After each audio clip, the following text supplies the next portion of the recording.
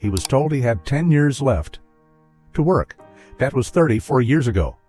Michaeljfox is still here, still talking, still laughing, still, somehow, still standing. I said this months ago, and I will say it again right now, the story you think you know about this man is not the real one. The real one is stranger, colder, and in the end, much harder to walk away from. Stick with me, because by the end of this, you will understand why a 5'4" kid from Canada became the most quietly unbreakable man in Hollywood. Let's go back. Edmonton, Alberta, a military family. A father who moved them from base to base like furniture 6 times before Michael turned 10. A boy who was small for his age, always the shortest in the room, always underestimated, and always, somehow, using that to his advantage. Teachers noticed something in him early. Not academic brilliance, something else. A restlessness. A need to be looked at, to be laughed with, to command a room he was physically too small to dominate any other way. His mother worked as a payroll clerk. His father was a police officer and, before that, a soldier. There was no theater tradition in that house, no family friend in the industry, no shortcut. Whatever this kid was going to become, he was going to have to talk his way into it, one closed door at a time. He was 15 when he got his first paying acting job. 15, while other kids were worrying about algebra homework. Michaeljfox was already cashing checks from a Canadian sitcom called Leo and Me. Here's the first thing nobody tells you. He almost didn't make it to Los Angeles at all. His father thought acting was a phase, a hobby, something a teenager grows out of, like a bad haircut. Military men do not raise their sons to chase spotlights. But Michael dropped out of high school. He packed a bag, and he drove south, into a country that did not know his name yet, with barely enough money to survive a month. He was 17. 17, and betting his entire life on a feeling in his gut. For the next few years, it almost didn't pay off. He lived in cramped apartments, sometimes with 3 other struggling actors splitting rent nobody could really afford. He sold his furniture to buy food, actually sold it, piece by piece, a coffee table here, a lamp there, just to make rent. There were nights, he later admitted, when a can of dog food looked tempting simply because it was cheaper than anything on the human aisle. He didn't eat it, but he thought about it. That's how close to the edge those years actually were. Casting directors kept turning him down for one brutal, recurring reason. He looked too young, too small, not leading man enough. Imagine that. The kid who would headline one of the biggest sitcoms of the decade was rejected again and again for looking like a child. Then, in 1982, everything cracked open. Family Ties. A sitcom about a liberal family raising a conservative son. Nobody expected Michael's character Alex P. Keaton to be the breakout. The writers built the whole show around the parents. Executives, in fact, almost didn't cast Michael at all. One network executive reportedly said he didn't have the face you'd see on a lunchbox. That exact phrase would haunt every rejection letter this man ever received, right up until his face was on actual lunchboxes a few years later. But something happened the moment the cameras rolled. Audiences did not want the parents. They wanted him. The sharp suits, the rapid-fire jokes, the confidence of a teenager who thought he already had life figured out. Within a single season, the show flipped completely. Michaeljfox went from background character to the reason people turned on their televisions. And then, right in the middle of that explosion, a script landed on his desk that almost didn't happen either. A time travel movie. A DeLorean. A teenager racing to fix his parents' past before he disappears from his own future. Back to the Future almost didn't have him in it. Another actor filmed the role first. Weeks of footage already shot with someone else standing in that spot. But the studio wasn't happy. They wanted Fox. They recast the entire lead role mid-production, something almost unheard of in Hollywood, and brought him in. Here's the part that should sound impossible. Michael was filming Family Ties during the day and shooting Back to the Future at night. Some nights, he slept 2 hours. 2. Then walked onto set and delivered some of the most iconic comedic timing in film history. Running on fumes, powered by nothing but adrenaline and the terrifying knowledge that this chance might never come again. That single choice to grind through both projects instead of picking one turned him from a rising sitcom star into a global icon in the span of 18 months. By 1985, his face was everywhere. Magazine covers, merchandise, a generation of kids who wanted his jacket, his sneakers, his exact haircut. Back to the Future became the highest-grossing film of that year. The man who couldn't get cast because he looked like a child was now the biggest child-faced star on the planet, and the industry could not stop chasing him. He had done it. The kid who sold his furniture for groceries was now one of the most famous people alive. 2 sequels followed. Back to the Future Part 2 and Part 3, filmed back-to-back, an exhausting production schedule that kept him living inside the same character for years. He picked up a Golden Globe, multiple Emmy wins for Spin City, on top of the ones he'd already collected for Family Ties. By the numbers alone, this was already one of the great American entertainment careers of his generation. The kid from a military family in Alberta, with no connections and no safety net, had outworked an entire industry that once told him his face wasn't right for a lunchbox. And this is where most stories about celebrities end. Fame achieved. Ambition rewarded. Roll credits. But his story was only getting started. And what came next would test him in a way no acting career ever could. He was 29 years old. He was in Florida filming a movie when he noticed a twitch in his pinky finger. Small, barely noticeable. The kind of thing most people would ignore for months. He assumed it was exhaustion. Too much travel, too much whiskey the night before, he half-joked to himself. He didn't ignore it for long. The diagnosis came back, and it was not what anyone expected from a man his age. Parkinson's disease. A degenerative neurological condition, the kind that, at the time, doctors associated almost exclusively with people in their 60s and 70s. Michael was not even 30. Doctors told him, quietly, that he likely had about 10 working years left before the disease would make performing impossible. 10 years. At 29.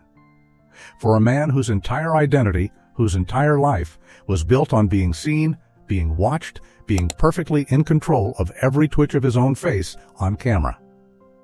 Now sit with that for a second. Really, sit with it. Not the version of it you'd tell a friend over coffee, the actual unfiltered weight of hearing those words in a doctor's office at 29 years old. Imagine being told the thing your whole career depends on, your body, your control, your precision, is slowly, permanently leaving you. And you still have to show up to work tomorrow and make millions of people laugh. What would you do with that news? Michael did something almost nobody expected. He told no one. For 7 years, he hid it. From producers, from directors, from most of his own castmates.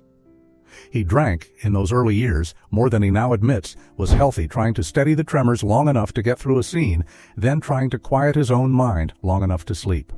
He has since said those years were less about celebration and more about survival, one glass at a time, one scene at a time. He kept working. Spin City. More films. More interviews where reporters asked why he seemed a little different, a little stiffer, and he deflected with the same charm that made America fall for him in the first place. He learned to hold a coffee cup with both hands and call it a habit. He learned to keep his right hand in his pocket during interviews and call it a pose. He learned to time his medication down to the hour, timing entire scenes around a narrow window when his body would cooperate long enough to hit his mark and deliver a joke without a visible tremor giving him away. He became, without ever training for the role, one of the best actors in the world at hiding a performance from the audience that mattered most. Think about what that actually required. Not just talent. Discipline bordering on obsession. A man managing a progressive neurological disease with the same precision most people reserve for defusing a bomb, quietly, alone, in a trailer between takes, then walking back onto a soundstage and making an entire studio audience laugh on cue. Here's the open question I want you sitting with for the rest of this video. How do you keep pretending everything is fine, on camera, in front of millions of people, when your own body is quietly betraying you in real time? Because that is exactly what he did. Every single day.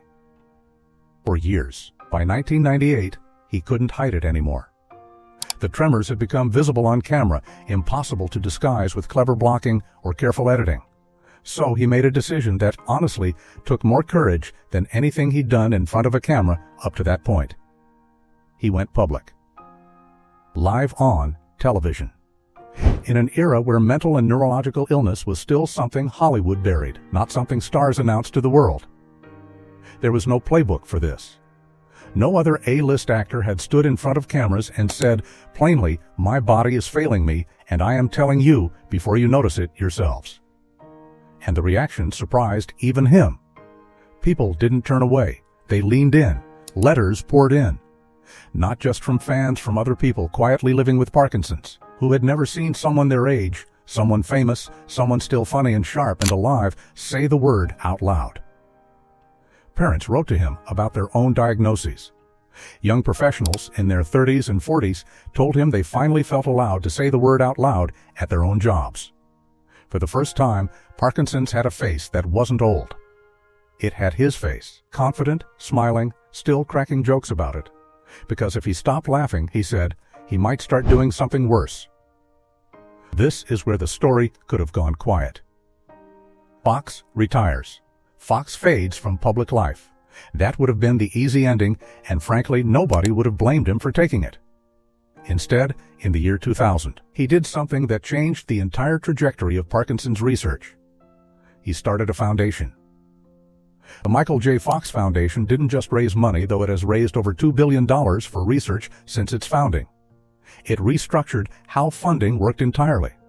Instead of slow-moving grants that could take years to approve, his foundation built a model designed to get money into labs fast, betting on urgency the way academic institutions rarely did.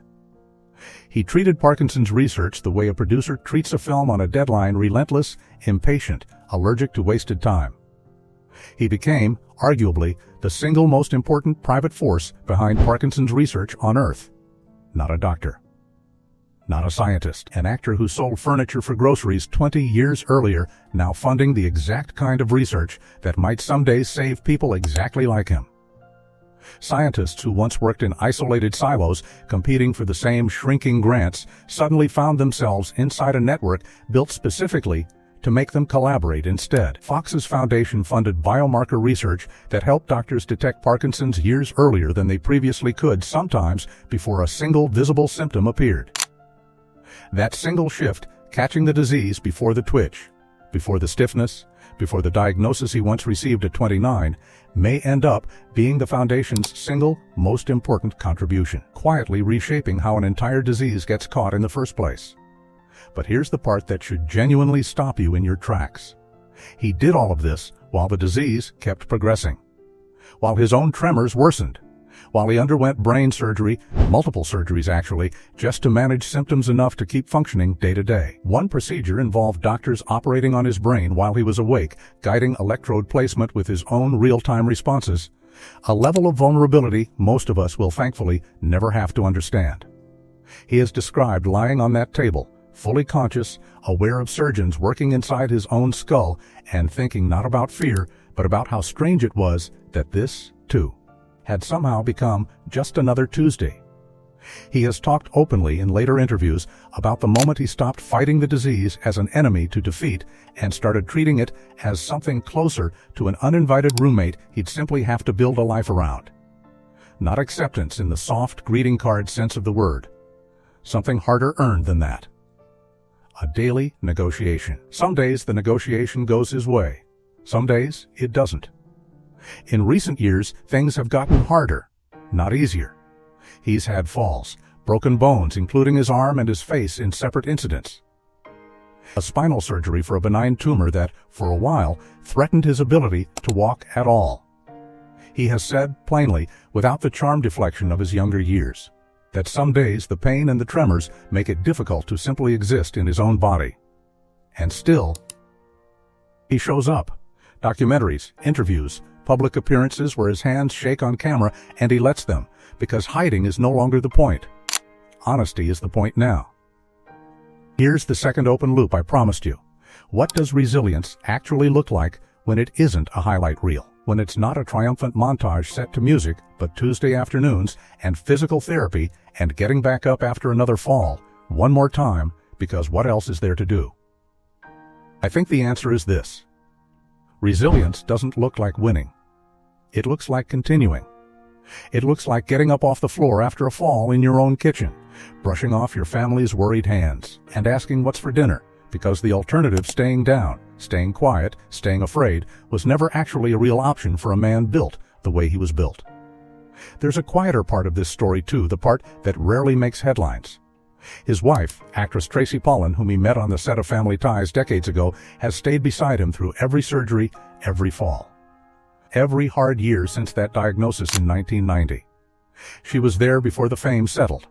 And she was still there decades later when the disease took things away, one piece at a time. 4 children grew up watching their father build an entire second career out of a disease that was supposed to end his first one, watching him leave for surgery in the morning and show up to their school plays that same week, tremor and all, because missing it was never actually on the table.